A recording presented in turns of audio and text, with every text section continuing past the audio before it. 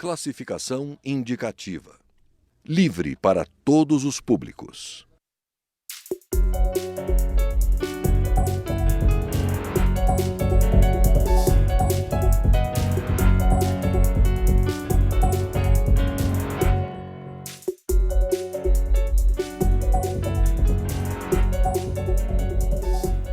Olá! O rompimento da barragem do Fundão, em Mariana, Minas Gerais, completou um ano. Até agora, as obras e intervenções feitas pela Samarco, a empresa responsável pela barragem, foram consideradas pelo IBAMA insuficientes e atrasadas. A maior parte dos locais afetados continua como foi deixada pela lama. Foram 32 milhões de metros cúbicos de rejeitos em novembro e outros 11 milhões que vazaram até julho deste ano. A Câmara criou, na época do acidente, uma comissão externa para acompanhar as investigações. E o Câmara Debate convidou os deputados Givaldo Vieira, do PT do Espírito Santo, e Laudívio Carvalho, do Solidariedade de Minas Gerais, para avaliar a situação passados 12 meses. Eu sou Fabiana Mello e o Câmara Debate é um programa da Rádio Câmara e da TV Câmara. Deputados, obrigada pela presença aqui no estúdio da TV Câmara. Eu queria pedir que os senhores fizessem uma avaliação de como a situação está nos municípios afetados, nos estados dos senhores. Os senhores são dos dois municípios que foram, dos dois estados, perdão, que foram afetados por essa tragédia. Começando pelo senhor, deputado Givaldo. Bom, essa tragédia afetou diretamente os municípios de Baixo Guandu, Colatina e Linhares, e de uma forma muito intensa. Suspendeu o fornecimento de água, até hoje afeta a água e há muita dúvida sobre a qualidade da água disponível, atingiu todos os pescadores, atingiu os produtores ribeirinhos que não tiveram condições de manter sua produção e atingiu também o nosso turismo, além de todo o ecossistema, evidentemente, porque essa lama, ao final, no Espírito Santo, ela chegou ao mar, e ali formou uma imensa área atingida por essa lama. Uma mancha muito grande, que inclusive foi assim, uma imagem impressionante, né? Acompanhada não só aqui, que teve repercussão em todo o planeta. Foi o maior desastre ambiental já registrado no Brasil, né? Então, houve muito sofrimento da população por conta, primeiro, do medo em relação à água, né? Ainda continua. Eu estive neste sábado numa grande manifestação em Colatina, organizada pela Diocese, da Igreja Católica, com a participação da OAB, entidades ambientais, inclusive o Fórum Capixaba do Rio Doce. E o grito que foi feito lá é justamente de que as ações feitas até o momento, depois de um ano, foram muito poucas e as pessoas, de uma maneira geral, continuam com poucas informações seguras com relação ao uso da água, com pouca assistência às populações diretamente atingidas e não vendo nenhuma resposta imediata no sentido da recuperação ambiental daquele rio tão importante que é o Rio Doce e, evidentemente, de todos os impactos que causou na nossa região e sei que em Minas Gerais também foi muito grave. Obrigada, deputado Givaldo. Deputado Laudívio. Olha, eu fui por volta das 6 horas da manhã, logo após o rompimento da barragem, sobrevoar o local. Fabiana, eu venho do rádio e da televisão e venho da área policial. Eu estava acostumado a conviver com grandes tragédias e eu nunca vi na minha vida cenas como aquelas da região de Mariana. Cenas de guerra, de filmes de guerra, Givaldo. Destruição total. Vistas lá do alto, você com certeza teria feito o que eu fiz. Teria chorado. É desolador, é triste, chega a ser uma cena agressiva, aquilo que eu pude perceber claramente ali. Além de 19 mortos no local, aquela tragédia já anunciada, porque aquilo não foi um acidente, aquilo foi uma tragédia anunciada. As pessoas perderam ali as suas referências, perderam vidas, perderam parentes, perderam amigos, casas, documentos, bens pessoais e, mais que isso, perderam a dignidade.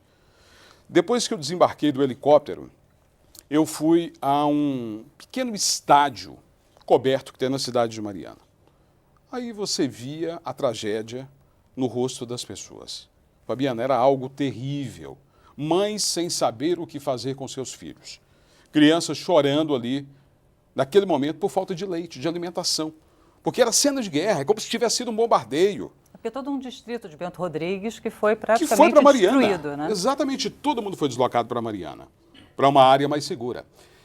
E agora, Givaldo, para você ter ideia, quando a direção da Samarco foi dar uma entrevista coletiva, na manhã seguinte, eu questionei, eu perguntei ao diretor da Samarco, vocês não tinham um plano de desocupação, de evacuação? Por exemplo, sirenes? Ele disse, não, não tínhamos. Como é que vocês avisaram, então, as pessoas que estavam lá? Nós telefonávamos. Eu disse, e o telefone que não atendia? A gente não conseguia falar. Ou seja, não previram, não houve uma previsão, não houve uma antecipação àqueles fatos ali. E para piorar, Fabiana, quando eu conversei com o ex-diretor do DNPM, Departamento Nacional de Produção Mineral, responsável pela fiscalização em nível nacional, ele me disse, nós temos apenas 18 fiscais para todo o Brasil. Aí é de jogar a toalha no chão e chorar. Aí não tem a menor condição. E quando você começa a aprofundar um pouco mais, como eu fiz, porque eu fui uma das pessoas que participaram da criação dessa comissão externa que esteve em Mariana, eu apresentei um requerimento nessa casa, criando essa comissão especial, você percebe claramente que houve um descompromisso, inclusive do governo do Estado, de Minas Gerais, porque a Secretaria Estadual de Meio Ambiente não fez a parte dela, não fiscalizou da maneira que deveria ter fiscalizado, não foi lá olhar, não cobrou. Então a tragédia já era anunciada. E vou dizer para vocês, 35 anos de jornalismo e eu fiquei perplexo com tudo que vi. E mais, estive no estado do meu amigo Givaldo, fui ao Espírito Santo, onde 3 regiões também foram afetadas ali. Eu estive com o ministro Sarney Filho, acompanhando, fui fazer uma visita ao governador do estado. Estivemos no palácio com ele, para entender melhor a situação do Espírito Santo. E dias depois eu fui à região de Governador Valadares, onde a tragédia não era tão grande quanto a de Bento Rodrigues, mas era semelhante, onde o leito do rio desapareceu, onde você encontra ilhas de rejeitos, de material que não deveria estar ali. E fiz um segundo sobrevoo e dá para você perceber que a barragem ela tem minas, ela tem pontos onde a lama continua passando, a descer. Isso que eu ia até chegar nesse ponto, que me surpreendeu, que foram, então, 32 milhões de metros cúbicos no rompimento da barragem. E mais 11. E até julho, né? Ou seja, a barragem continuou vazando até julho. Não conseguiram fazer uma contenção. E, de acordo com o IBAMA, então, 71% dos pontos que foram vistoriados estão sem conservação do solo, 62% ainda sem drenagem e 53% sem contenção. O senhor falou que foi uma tragédia anunciada. Um relatório da Agência Nacional de Águas, o Relatório de Segurança de Barragens de 2015, estabelece o seguinte, afirma o seguinte, que das 17.259 barragens que são cadastradas, entre 2014, outubro de 2014 e setembro de 2015, apenas 4% foram fiscalizadas pela Agência Nacional de Águas.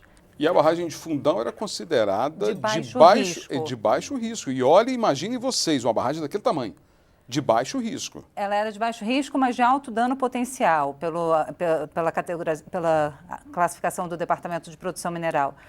Agora, 4% das barragens foram vistoriadas, de acordo com esse relatório. A gente está sujeito, na opinião dos senhores, a uma outra tragédia do nível da barragem de Fundão, deputado Givaldo?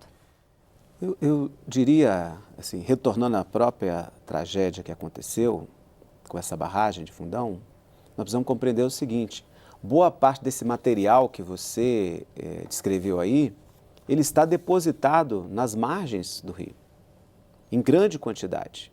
Significa que nós temos ainda uma tragédia permanente, porque à medida que as chuvas chegarem, esse material vai se dissolver e vai para o rio novamente. Então, no primeiro impacto, quando desceu todo aquele volume de lama, destruiu ali o vilarejo, chegou até o Rio Doce, mas quando chegou aquela quantidade, uma boa parte foi depositando nas margens. E apenas uma parte seguiu pela calha do rio, que chegou até o mar. Uma parte grande está nas margens, outra depositada no fundo do leito do rio. E esse material continuará sendo dissolvido e é uma tragédia que vai continuar permanente por muito tempo. Então é preciso ter uma ação para retirar esse material que está aí pronto para continuar provocando essa tragédia. E a situação dessas barragens mostra a responsabilidade que o poder público tem que ter para preservar vidas. É preciso uma ação imediata que mostre de maneira mais transparente para a sociedade verdadeiramente onde estão os riscos e não só mostrar, mas exigir respostas imediatas para conter qualquer tipo de risco. Eu me pergunto, por exemplo, dessas 17.259, agora 258 provavelmente, quantas têm um plano de contingência para caso de acidente? Quantas têm sirene? Né? Quantas têm qualquer plano de evacuação das comunidades que moram na zona de risco em caso de acidente? Né? Como o deputado Laudívio perguntou para os responsáveis da Samarco. E fiz uma segunda pergunta. Eu falei, por que a direção da Samarco não se instalou lá em Bento Rodrigues? Vocês estavam na parte mais alta. Fizeram uma construção lá em cima e não lá embaixo. Porque seguramente vocês temiam um desastre. Vocês temiam uma tragédia. Porque, eu volto a repetir, aqui não foi desastre. Sim, evidente. Você, em sã consciência, não vai construir a sua casa embaixo de uma pedra que está no alto de um morro.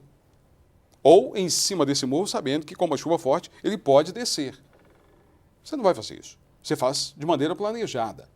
Se a direção da Samarco não se instalou naquela região, é porque alguma coisa ela sabia. Ela desconfiava, pelo menos. Bom, deputados, a gente continua essa discussão dentro de alguns instantes. O Câmara Debate vai fazer um rápido intervalo, mas a gente volta já.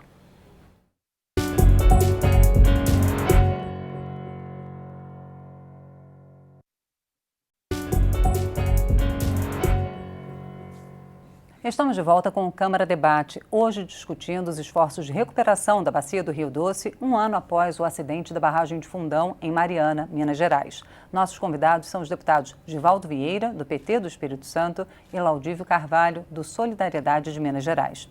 Deputado Givaldo, o senhor ia comentar a questão da Samarco, do conhecimento ou não, da desconfiança dos riscos, da possibilidade de um acidente na barragem, e fui obrigada a interrompê-lo para que a gente pudesse fazer um intervalo. Por favor. Olha, eu queria chamar a atenção para o que aconteceu ali no primeiro vilarejo, onde ele foi praticamente soterrado e as pessoas morreram. O distrito de Bento Rodrigues. Bento Rodrigues. Veja, durante muito tempo, ou durante uma boa parte do tempo, inicialmente, os familiares ficaram sem saber exatamente quem tinha morrido ali. Não havia informação exata de quem estava no local.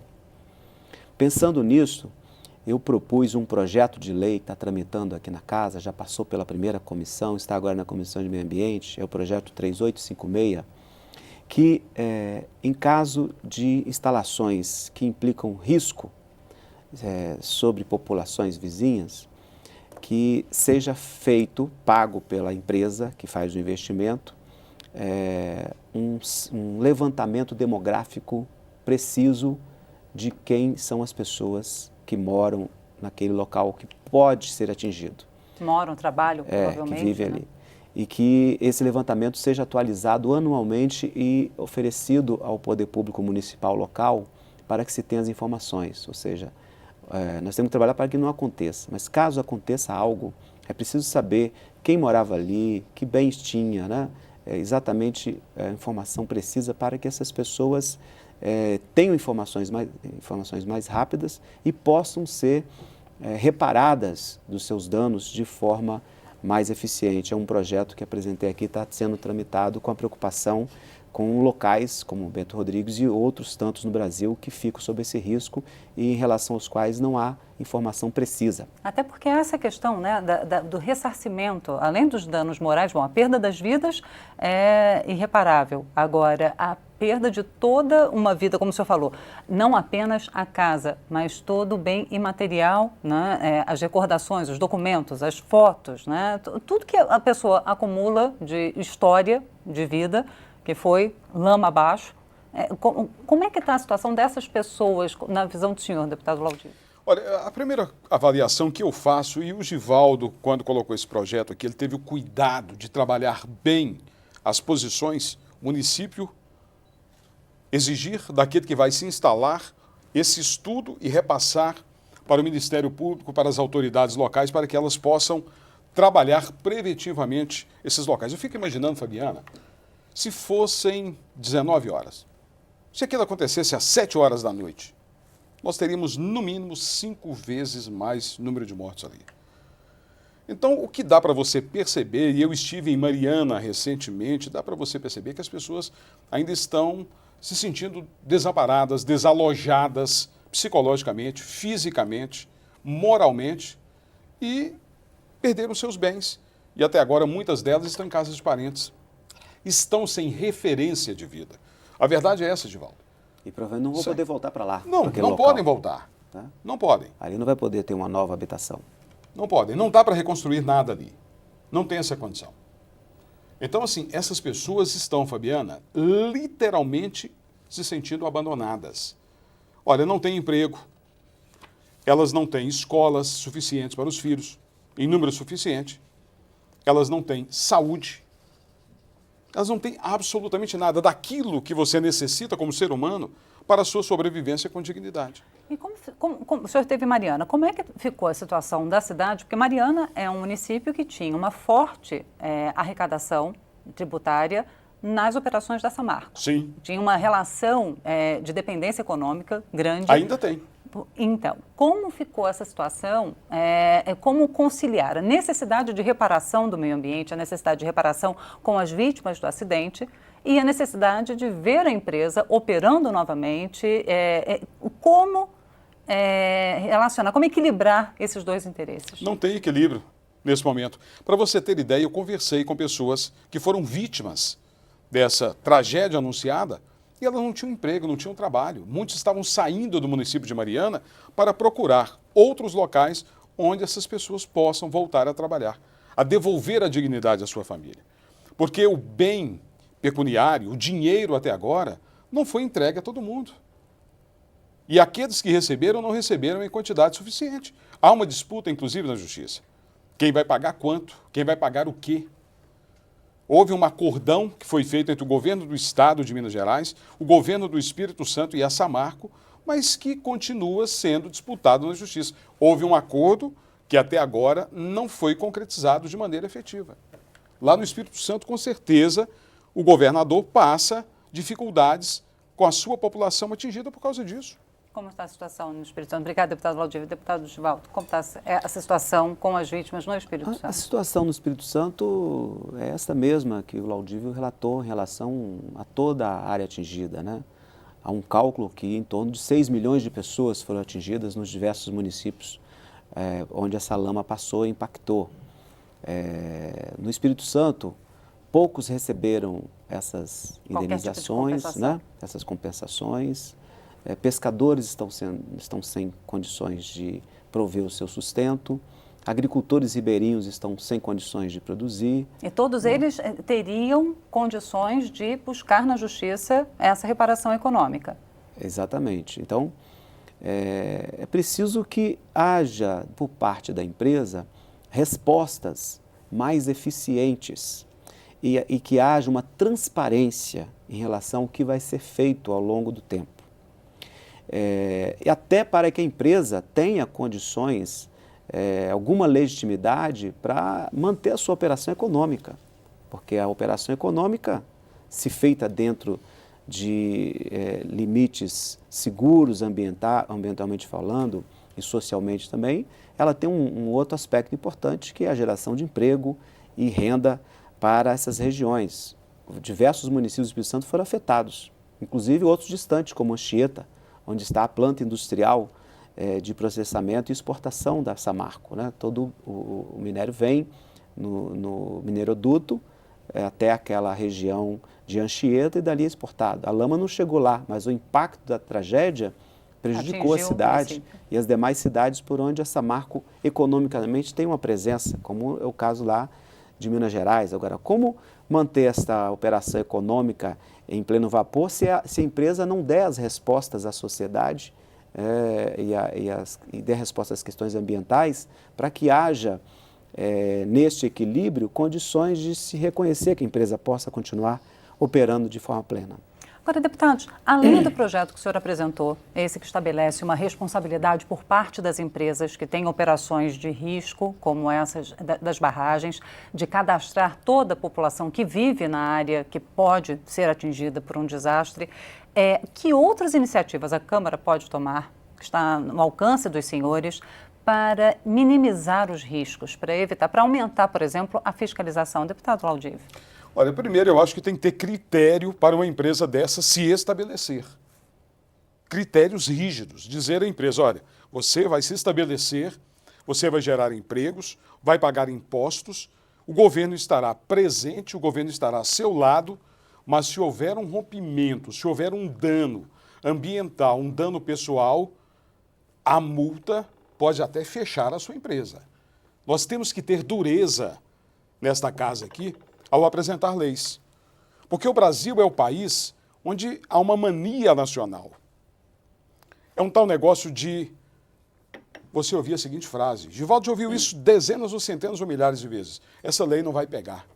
Como essa lei não vai pegar? Claro que ela tem que pegar. Lei foi feita para ser cumprida e não discutida. Se discutida, na justiça, que é o caminho dos homens de bem. Então a gente tem que dizer às empresas, sejam muito bem-vindas, venham para o Brasil, mas não destruam as nossas vidas, não destruam a nossa natureza, os nossos bens maiores. Venham, sejam muito bem-vindas. Mas se os senhores não se estabelecerem com consciência e responsabilidade, pagarão caro. Uma tragédia dessa, nos Estados Unidos ou na Europa, estariam vários dos diretores presos e incomunicáveis até agora. 22 foram denunciados, né? Foram denunciados. Agora, mas entre a denúncia, a pronúncia e uma acusação formal e uma sentença condenatória ou absolvitória tem uma distância muito grande. A legislação para se evitar esse tipo de tragédia já existe. A legislação ambiental ela é bastante dura com relação a isso. Prevê todas as fases, até a implantação e monitoramento de uma instalação desse tipo. A questão é que houve omissão daqueles que tinham obrigação de fiscalizar e houve, por parte da empresa, uma negligência que, no caso da tragédia, é criminosa. Por isso que essas pessoas foram presas e estão respondendo criminalmente também. Nem presas, né, deputado? Nem presas, né? Elas foram denunciadas. E é uma distância muito grande ainda, né? Infelizmente.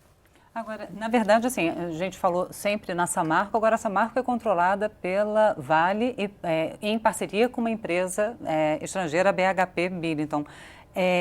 Então, na verdade, é uma questão mais complexa ainda, né? Porque não é uma empresa pequena, é uma empresa que tem interesse estrangeiro, tem interesse de uma das maiores empresas nacionais. Então, o senhor falou assim, é uma multa que pode inviabilizar o próprio funcionamento, né, da Samarco. A Samarco é uma empresa operada por empresas maiores, né? Então, como é que o senhor vê essa situação, deputado Givaldo, que é mais complexa do que, aparentemente, né, à primeira vista, quando se fala apenas Samarco? Esse grupo econômico por trás da Samarco, pelo seu tamanho e repercussão mundial, mostra que eles têm plenas condições de arcar com as responsabilidades advindas dessa tragédia que, pela negligência, foi criminosa. Então, é preciso que haja essa resposta, porque essas empresas operam em bolsas de valores, né? Têm que apresentar em diversos negócios a forma de tratar a questão ambiental. E a gente espera que eles saiam dessa situação de paralisia, de pouca resposta e deem a resposta que o Brasil precisa, essas populações atingidas, Minas Gerais e Espírito Santo esperam. Agora, parte desse problema está no Poder Judiciário, preciso que essas ações não demorem e que haja uma solução em definitivo para que a sociedade conheça o que vai ser feito, né? E qual é o programa, né, o cronograma da execução destas ações, tanto para fazer reparação dos danos das pessoas, quanto para fazer a reparação possível dos danos ambientais. Obrigada, deputado Givaldo. Deputado Laudive, 30 segundos para a gente poder encerrar. Olha, dizer que é lamentável o Brasil viver uma situação como essa.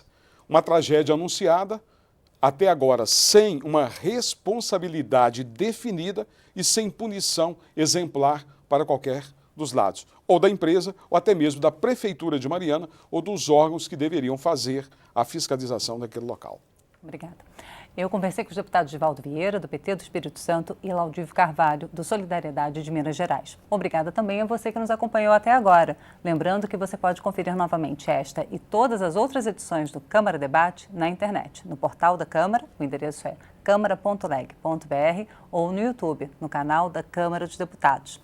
Eu sou Fabiana Mello e espero você em uma próxima oportunidade. Até lá!